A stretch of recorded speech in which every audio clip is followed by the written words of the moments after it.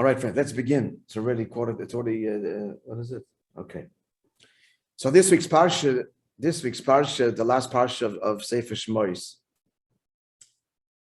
So Yaakov is on his deathbed. So I want to talk about the two things that happened then. And both of them are very strange.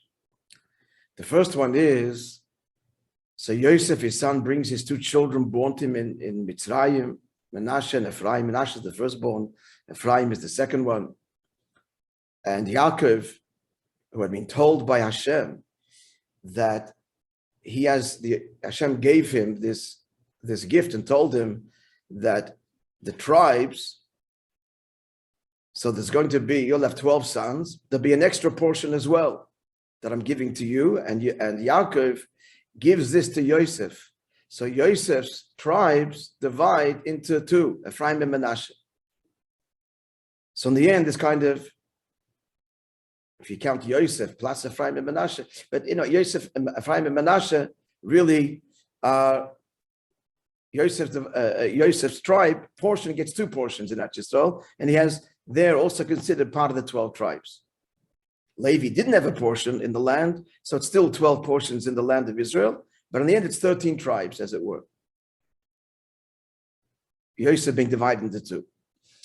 So these two sons are now part of the 12 tribes of Israel, the 13 tribes. So on his deathbed, Yosef brings him to his father. This father should bless them. And he puts his eldest son, Menashe, to his father's right hand, and he puts his youngest son, Ephraim, to his father's left hand. And we read that Yaakov then did like this, Shikel es Yodov, and to Yosef's surprise, he puts the right hand, which means the main bracha, to the youngest son, and the lesser bracha to the oldest son. Yosef is surprised and wants to even change his father's hands, which is amazing that he was about to do that. And Yaakov says, I know he's the older one, but I'm doing this intentionally. The younger one's getting the bracha. The younger one is greater. The older one is wonderful. For Ulam, however, the younger one is even greater than him. Yeshua will descend from him for the various reasons. But at the deeper level, we have to understand this. We have to understand this difference of opinion. Why is it for Yosef, Menashe is first and foremost, firstborn, but for Yaakov, it's Ephraim? It's a beautiful answer and a very powerful message to us. Why did Yosef call his sons Menashe and Ephraim? The Torah tells us the reasons, the reason for their names. They were born to him in Egypt. They were born to him and he was the viceroy of second in command. He married the daughter of Potiphar, Osnas. He called him Menashe because Kenashani Elikim, God has made me forget the situation that it makes me forget my father's house. So what does it mean calling him Menashe? By calling him Menashe, it's a constant reminder to remember the situation, the environment causes me to forget my father's house and my travails. But by calling him Menashe, he remembers. So in summary, Menashe reminds him of his roots. Ephraim means to multiply, Pro. He's called Ephraim because here in Mitzrayim he was eminently successful and so on. Hence, the message here is as follows. For Yosef, what's most important is, what's the key to his Ephraim to be successful is never to remember where he comes from. So Menashe is front and center. Menashe is foremost. But for Yaakov, who's stepping back and seeing the whole objective of why you're there, Yosef Ma'antayr, he says, it's like God's objective. What's the goal? The goal in Egypt, the goal in Golus is not hang on to the past forever, and therefore to live a life that will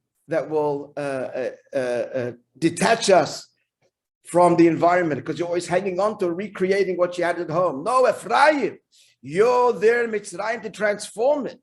You're there to proliferate. Is the word? Sounds good. You're there to this great prophet to transform Mitzrayim and to grow and be successful. That's the objective. So Yaakov, the bigger picture, is saying, Yosef, Ephraim comes first. This is the goal. But you're right. For you, Manasseh, the success, here's the secret.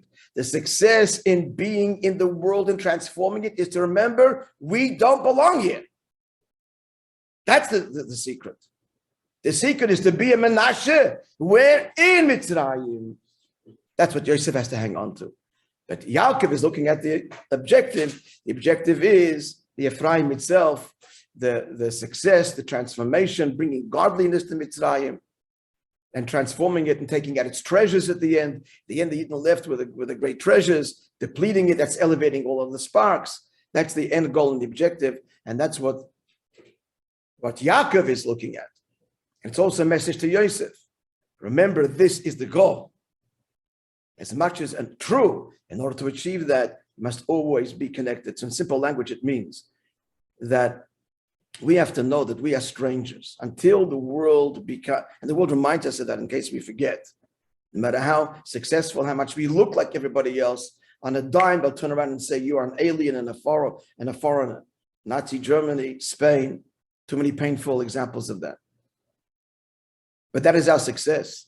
Our success is the world sees that this is something different. A Yid comes and this is something different. But where is he? He's engaging, he's in business, he's in the world, he's in the thick of things, he's Ephraim. But he comes there with an aura of sanctity, of holiness. That's his success. The fusion of Ephraim, of Manasseh and Ephraim. Bemis, this is what tznius is. Tznius is not just modesty, it's not just for the woman, but it's a general message. Tznius means you bring a mystery, an aura, wherever you go. That is very attractive in a very deep way. There's something you have. I want to be a part of this. What does it tell me? Holiness. That's what it is. Which is not a thing which is squandered and open and abused. It's delicate and precious. That's what we're bringing to the world. So we're clear. Both things are true. Yaakov's perspective is the end, the goal. And Yosef's perspective is, how do I do that? By hanging on always to be faithful to my father's house, to be the Manasseh, then I can be the Ephraim. Now we're going to address another puzzling component of Yaakov's final words. The Torah tells us like this. He gathers his children and he says, I'm going to tell you what's going to happen at the end of days. End of days. In the words of our sages, Rashi brings this, Bikish Yaakov legalis esaketz. Yaakov wanted to reveal the end of days when Mashiach is going to come. But then the next words are, he blesses his children. He doesn't say it. So Rashi says he wanted to, but the Shekhinah kind of left him, which is a signal from heaven. Don't say it. Don't say it. So which he didn't, and went on to bless his children, Reuven and so on. So the commentaries ask, why did heaven prevent him from saying it? The Shekhinah left, and he started to speak Dvarim Acherim. So the commentaries explain. Could you imagine? Yaakov is telling, we're now friends, we're now the year 5782, it's Erev Shabbos. What's today? Today is Yud Gimel. Today is Yud Gimel? Yud Gimel Tevis. Be'ezer Hashem, Mashiach comes today. We expect every day. So he's going to tell them, Kinderlach, Mashiach is coming on the 13th of Tevis in the year Tov, 4,000 years from now.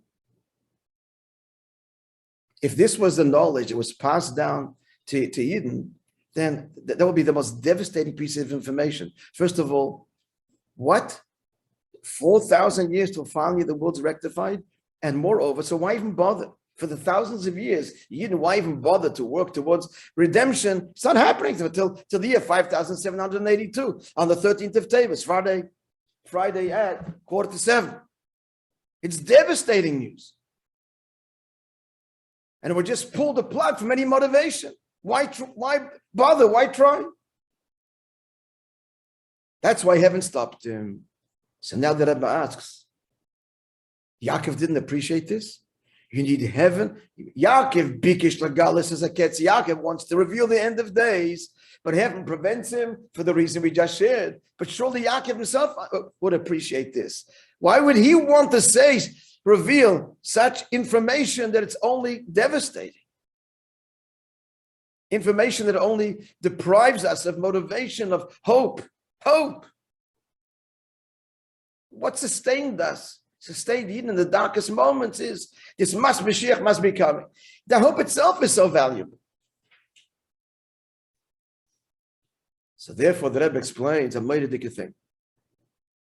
You know what Yaakov wanted to say? Yaakov wanted to say, Kindalach, there's going to be a Golus Mitzrayim. Listen, there's 2 stages to this. There's going to be an exile. They all knew that because Hashem told it to Avram. But if you will exert yourselves, you and your children, this redemption will be the final redemption. It can happen now. It can happen now. He didn't want to say 5,782. He wanted to reveal to them that it's actually possible that this redemption, this out of Mitzrayim with Moishe Rabbeinu, that will be the final redemption. Before we go further, we still got a problem. Wow, but that's happening in hundreds of years.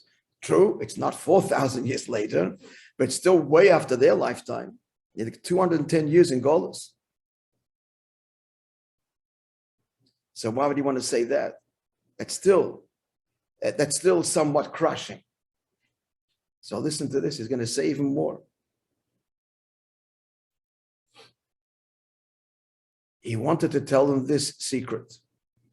Hashem said to Avram that your children would be slaves. The slaves are, what happened in the end? What was the slavery? Mortar and bricks. He wanted to tell them, Kindalach, if you will exert yourself in Limud Torah, you become slaves to learning Torah. Chaymer Levanim. What's Chaymer? Kal v'chaymer. I'll translate in a minute. And Levanim Libun Hilchas. The same terms. Chaymer, which means mortar, is also a term used when we learn Gemara. One of the ways that we arrive at conclusions is Kal v'chaymer. Kal v'chaymer means that if in a strict, severe case, the law is such and such, or there's a leniency in a strict case, how much more so will a leniency be in a lighter case? If the word is chaymer, because chaymer means heavy, material, substance.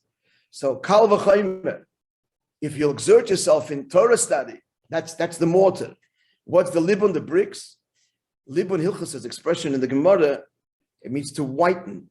How is a brick? A brick is put into the oven and there it's whitened and then it comes out a functioning brick.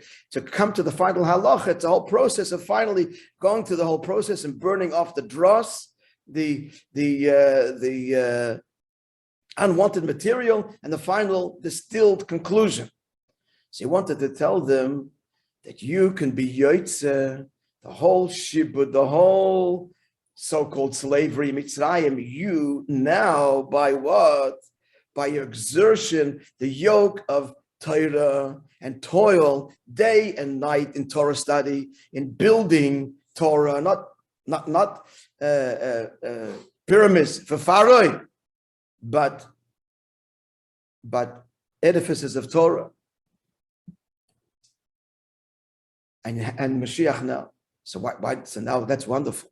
Now our question is, so why did heaven prevent it? You're following? He wanted to tell them that this could happen now. For you. Heaven prevented this because that's too easy. Let me explain what I mean. One of the great insights and revelations in Tanya about the whole Yemais Mashiach is the following. Before Chassidus, before Tanya, the idea was this. The Messianic era is a predetermined utopia. You know, the spiritual Disney world, whatever you describe it. It's said, now it'll come when it comes. You deserve it, it'll come earlier, you don't, it'll come later. But it is what it is. And it's just a question of how soon will Mashiach come? How soon will the Messianic era come? Said the Alter Rebbe in Tanya in Perek Lamed Zayin, that a meidic thing. He says no. He says we are partnering with Hashem, and the quality of our avodah determines the quality of the Messianic year. In other words, the deeper we serve Hashem in exile, the deeper God reveals himself to us. And that's why Hashem is keeping the Golus going. What Rebbe cried many times by the Fabrengen. Because the Eibishter gives us another test, Holocaust, wealth, riches, temptation. And by and large, Yidden are still like hanging in there, digging deeper and deeper and deeper. And this is causing so much pleasure, touching God deeper and deeper. And the end result is this symbiotic relationship. The deeper we dig, the deeper Hashem responds. So the Messianic year, Yemaisa Mashiach, is ever deeper as a result of our ever deepening commitment that simply happens as the Golus extends and the tests become greater. How could there be a God in Auschwitz, and who needs a God in America? These are tests that generations before didn't face in such a stark way. And moreover, our souls are low, we're not so sophisticated, we don't feel, we don't understand, and we're still committed. It's incredible. With a foot soldier on the front line that just keeps on going. Tremendous pleasure above. And it's coming from ever deepening places in our neshama. Our generation is the Yechida generation, the deepest essential level of the neshama. It's just coming to me, I'm going to tell you that blew my mind away when I led, actually not even before that. The story is that, just very briefly, we were building the MTC. We built the MTC. So during the time, with two brothers, partners, and their sister died, Miller. Now, if you look at the brick wall, the concrete wall, the playground for the kids, it's dedicated to her.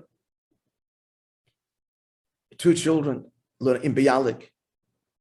So at the Shiva, which is around this time, we were talking, David and the friends. I said, David, if we can make a minyan for you, would you say Kaddish every morning?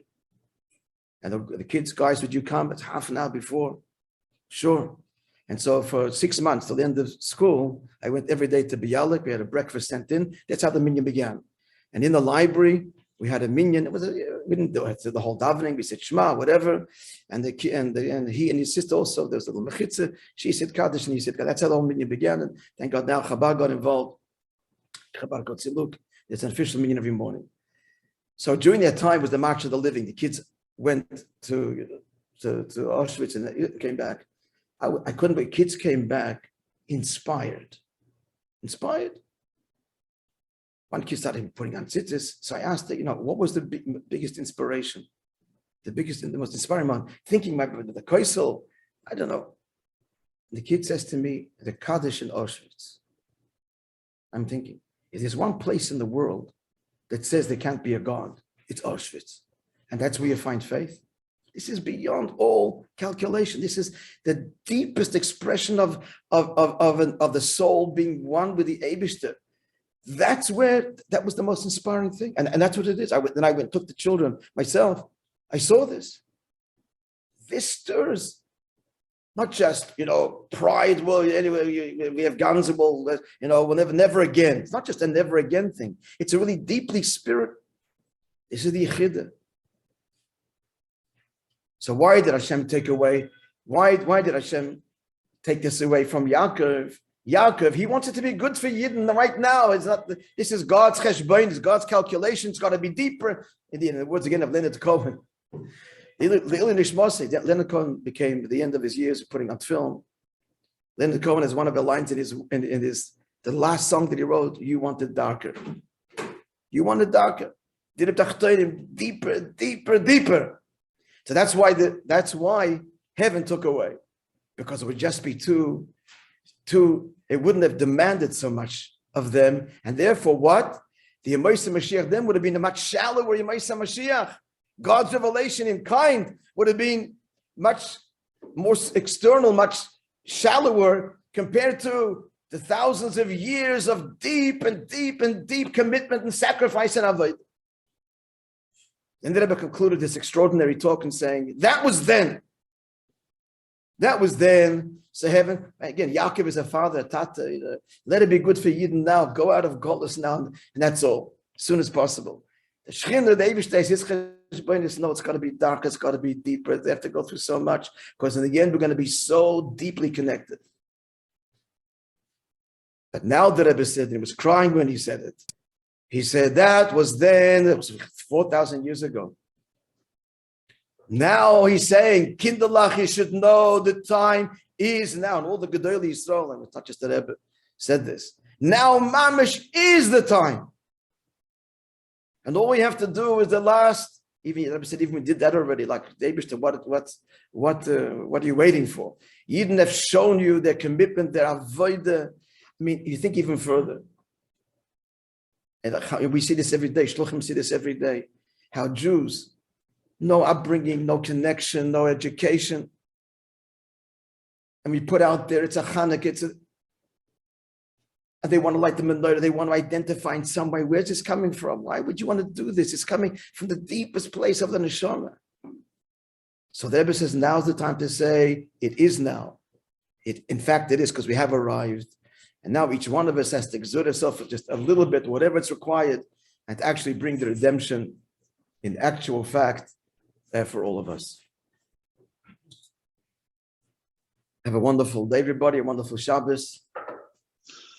Amen. Thanks, Rabbi. Sure.